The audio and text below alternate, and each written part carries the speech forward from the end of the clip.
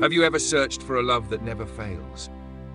Have you ever wondered what real love truly looks like? Not the kind that fades, but the kind that stays? What if the answer has already been spoken by the one who is love himself? Jesus didn't teach love the way the world does. He didn't reduce it to feelings or romance or fleeting emotions. He taught love as a decision, a direction, a way of being that turns everything upside down and makes all things new. When he said, "Love your neighbor as yourself," it wasn't a slogan. It was a command with no conditions. He didn't say, "Love the kind neighbor," or the grateful neighbor, or the neighbor who agrees with you. He said, "Love," period. But Jesus went even further. He said, "Love your enemies." And suddenly, love wasn't about comfort. It became a calling. This is where his teaching becomes radical. Because in a world built on divisions, tribalism, vengeance, and pride, Jesus taught that love crosses every line. Love refuses to be small. Love forgives when it has every right not to. Love kneels, listens, serves, and suffers. He told the story of a Samaritan who became a neighbor to someone who had every reason to hate him. Why? Because love sees need, not status. Because love doesn't ask, "Are you worthy?" but rather, "How can I serve?" Jesus taught that love is the fulfillment of the entire law, not by obligation, but through transformation. He showed that you can do everything right on the outside and still miss the heart if love is absent. When he dined with sinners, touched lepers, and restored outcasts, he wasn't just showing compassion. He was showing us what love looks like in action. A love that steps into discomfort, a love that doesn't wait to be asked, a love that doesn't measure worth but reflects God's heart. And in his final moments, love didn't fade, it intensified. He looked at the men who nailed him to wood and said, "Father, forgive them." He looked at a thief and offered him paradise. He looked at the world, betraying, mocking, and crucifying, and he still chose to save it.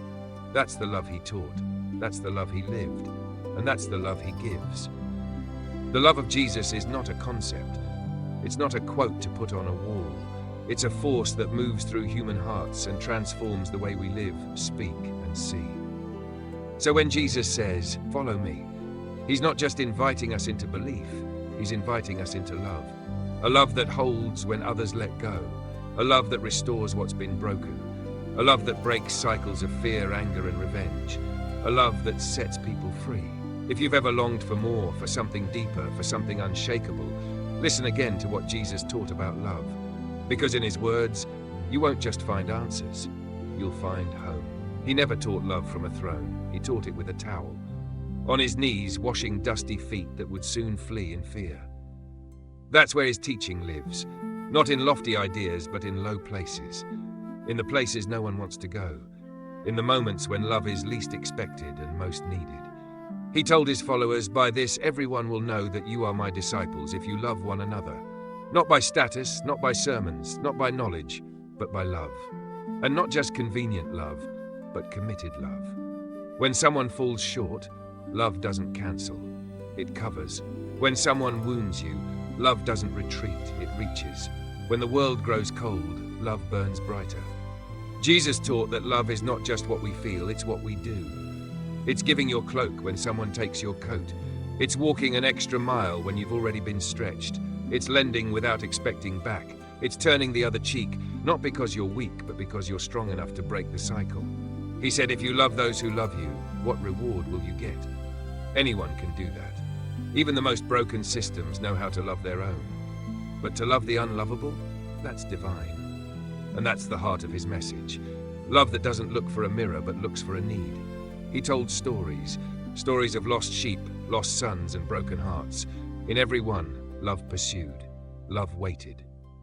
Love celebrated the return, not holding a grudge, not keeping score. Because love doesn't keep records of wrongs, it keeps room for redemption. Jesus didn't just teach about love with his words, he embodied it with his life. He spoke peace to the rejected woman at the well. He healed the servant of a Roman oppressor. He touched the untouchable. He sat with the unclean. He welcomed the outsider. And through all of this, he redefined love as more than a virtue. He made it the mark of his followers. He wasn't offering a suggestion, he was establishing an identity. Love your neighbor, love one another, love your enemies. As I have loved you, so you must love each other. Each statement gets more challenging. Each one cuts deeper.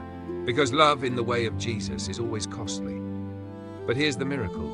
When we love like that, we don't lose, we become whole. We become human again, we become His. And in a world starving for kindness, aching for connection, and drowning in judgment, that kind of love is not just refreshing, it's revolutionary. Jesus wasn't building a religion, He was calling forth a revolution of love. And it starts with how we treat the person right in front of us, not someday, not when it's easy, but now. He never once said love would be comfortable.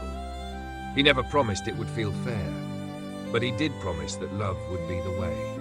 The narrow road, the higher road, the only road that leads to life. Jesus didn't teach love through theory, He taught it through tension.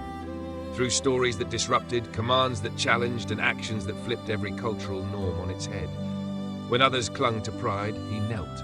When they sought revenge, He offered restoration. When they drew lines, He crossed them. He said, if anyone wants to be first, he must be last of all and servant of all. In that one sentence, He tied love to humility. Because for Jesus, love was never about power. It was about posture. To love like Jesus means to listen when you'd rather speak, to forgive when you've been deeply wounded, to notice the overlooked, sit beside the lonely, and give without needing to be seen. He told the rich young ruler to give up everything, not because wealth was evil, but because love is undivided. Love cannot be split between God and self, and when it is, it weakens. Jesus wanted him to be free, but love always gives the choice. And even when the man walked away, Jesus didn't chase, He let him go. Because love, real love, never forces, it invites. He told Peter to forgive not 7 times, but 70 times 7. In a world that keeps score, Jesus asked us to lose count. Not because He's soft on sin, but because He's serious about healing. And healing doesn't happen in the presence of bitterness. It only grows in the soil of grace. He wept at Lazarus' tomb, not just because his friend died, but because love allows space for sorrow. Love doesn't rush to or explain, it chooses to feel. Jesus knew He would raise Lazarus, but first, He cried. That's love. Patient, present, deep. He taught that the greatest commandment was to love God with all your heart, soul, mind, and strength, and the second, to love your neighbor as yourself. But most of us miss the final part. As yourself. Because if we don't know how to receive love, we'll never truly give it. Jesus wasn't just teaching us how to behave, He was showing us how to be rooted in compassion, to be driven by mercy, to be shaped by gentleness, to be quick to listen, slow to anger, abounding in grace. This isn't shallow kindness. This is deep, costly, soul-forming love. A love that strips us of pride, that calls us out of self, that empties us for the sake of someone else's restoration. And that's what Jesus taught best, that love is not what you say, it's who you become. You don't have to understand everything, you don't have to have it all together, but if you begin with love, you're beginning in the right place. He didn't ask questions to test, He asked them to touch hearts. Do you love me? Who is your neighbor? Which of you, if your son asks for bread, will give him a stone? Every question Jesus asked was an invitation to think deeper, to feel wider, to love greater. Because He knew love doesn't begin in the hands, it begins in the heart. And if the heart is hard, the hands will never heal. That's why His teachings went straight to the soul. He didn't just want people to follow rules, He wanted them to become love. When He told the story of the prodigal son, He wasn't just talking about family.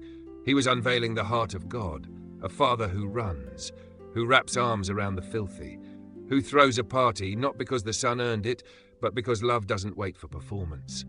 And He didn't stop there. He exposed the bitterness in the older brother, not to shame him, but to show that even good behavior can be loveless. You can do everything right and still miss the heart. That's the danger of loveless religion. It's empty action, beautiful on the outside, but hollow within.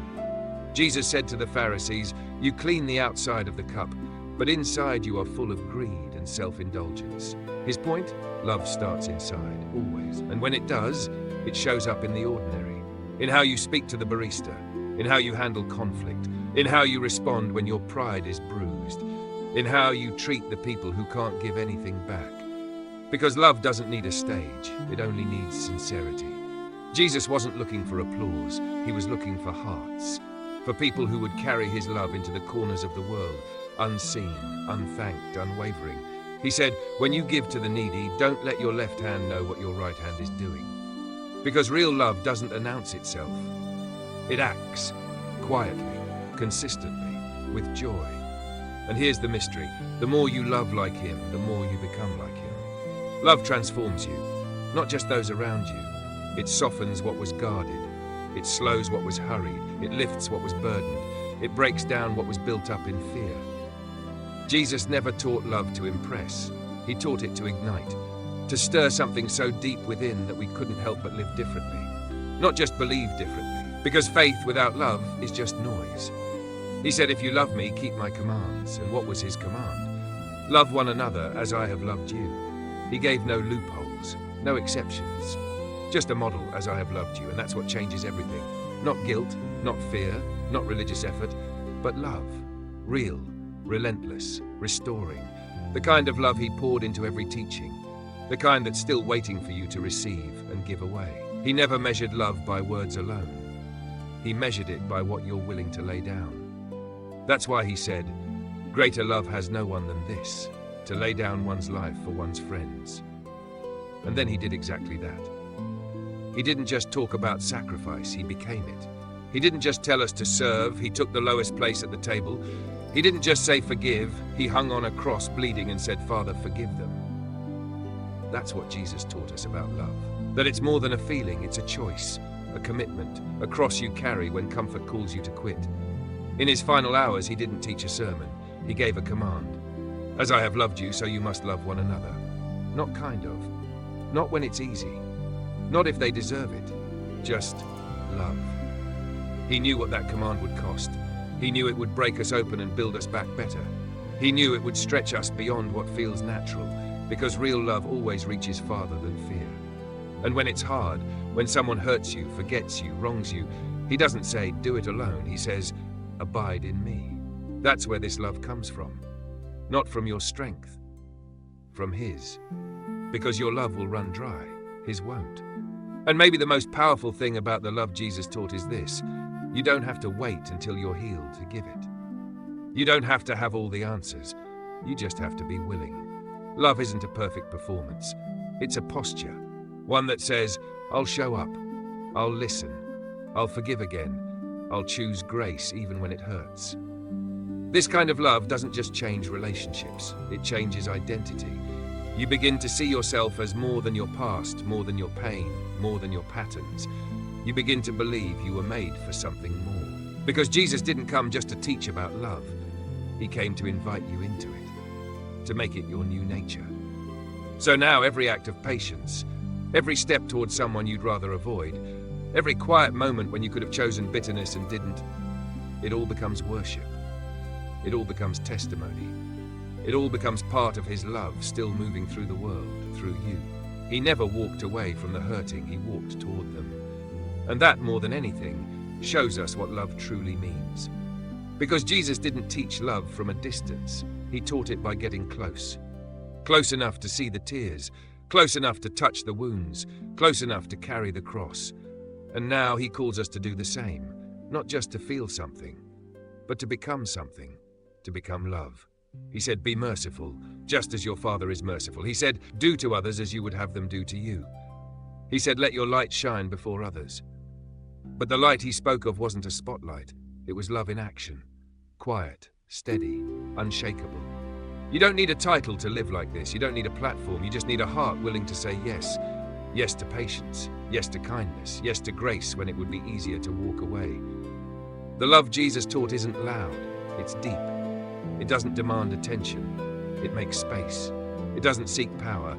It surrenders it. And in that surrender, something holy is born. He told his followers, remain in my love. Not visit it. Not remember it. Remain. Because he knew we'd be tempted to move away from it, to substitute rules for relationship, to trade mercy for moral pride, to follow his teachings but miss his heart. But love, real love, isn't a thing you do. It's a person you follow. And the more you walk with him, the more you begin to love like him. Not perfectly, but faithfully, sacrificially, beautifully. And when you fail, he doesn't scold you. He calls you back, gently, lovingly, because even in your imperfection, you're still his. This love isn't a reward for good behavior. It's the foundation of your identity. You are loved, therefore you can love. You are forgiven, therefore you can forgive. You are seen, therefore you can see others fully. Jesus never said love would make life easy, but he promised it would make life full. And maybe right now, more than answers, more than certainty, more than a solution, you just need to know this: you are not alone. Love himself walks with you. So keep going, keep choosing mercy, keep holding peace, keep extending grace, because every act of love, small or great, is never wasted.